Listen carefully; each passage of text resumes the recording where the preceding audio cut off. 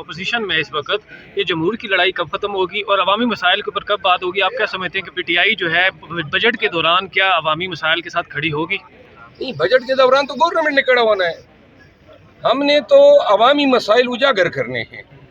अभी तक आज तक आपने कोई एक बिल देखा जो आया हो जिसमें अवाम के लिए कोई फलाह हो, बहबूद का कोई मंसूबा हो?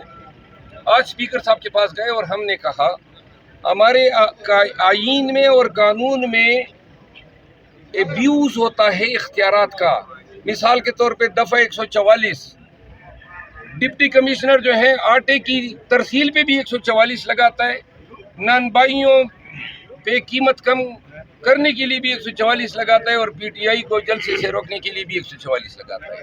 ये 144 नहीं हुआ, वो उम्र यार की एल्बम हो गई, वो क्या कहते हैं, उम्र यार की जंबील हो गई, जिससे सारी चीज़ें निकल आती है। ये इस तरह भी कोई कानून होता है?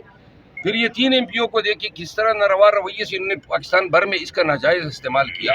फिर आप ताज़ीरी कवानीन को देखिए, मेरे खिलाफ इन्होंने अटक में पर्चा किया। मेरे खिलाफ सबसे पहले पर्चा अटक में डिप्टी सुपरिटेंडेंट जेल ने कराया कि मैं और उमेर न्याजी साहब ने उन पर हमला किया, उनकी वर्दी पाड़ दी और उनको मारा पीटा। पहली पेशी पे जज साहब ने मुझे और उमेर न्याजी साहब को बरी कर दिया।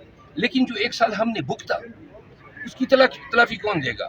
हमने जमानतें कराई, हाई कोर्ट गए, जमानतनामे जमा किए, 4-5 दफ़ा अटक गए। ये किस तरह का कानून है? यानी कि मुझे एक नाजायज़ गलत केस से छुटकारा हासिल करने के लिए 1 साल तक इंतज़ार करना पड़े। तो लिहाजा ऐसे कवानीन रेवोक होने चाहिए। और अगर इख्तियारात में इबहाम है, मिसाल के तौर पे 3 एमपीओ पे देख ले, यानी डिप्टी कमिश्नर इस्लामाबाद ने शाहरियार अफरीदी को 4 दफ़ा, एक दफ़ा अदालत ने छोड़ा फिर पकड़ लिया, फिर छोड़ा फिर पकड़ लिया, फिर छोड़ा फिर पकड़ लिया। जब उन्होंने छोड़ा तो पिंडी वाले ने पकड़ा, पिंडी वाले से मैंने जब उनको छुड़ाया तो जेलम वाले ने पकड़ा, जेलम वाले से छुड़ाया तो क्वार्ट वाले ने पकड़ा। ये कोई कवानीन का इस्तेमाल है? ये कवानीन को इन्होंने बिल्कुल रकेल बनाया हुआ है।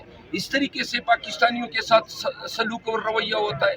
हमें चाहिए 144, 3 एमपीओ, 16 एमपीओ और वो ताज़ीरी कवानीन, बिलखसूस FIR के इंदराज जो है, जो दफ़ा 154 ताज़ीरात ज़ब्त फौजदारी के तहत रेगुलेट होता है, इनको हमें अपडेट करना चाहिए और पाकिस्तान के लिए ऐसे कवानीन बनाने चाहिए कि आज अगर मियां शहबाज शरीफ या मोहसिन नकवी साहब चाहे भी तो किसी भी पीटीआई के बंदे को चाहने के बावजूद भी पुलिस के जरिए गिरफ्तार न करा सके। इसको कानून की हुक्मरानी कहा जाता है, इसको रूल ऑफ लॉ कहते हैं।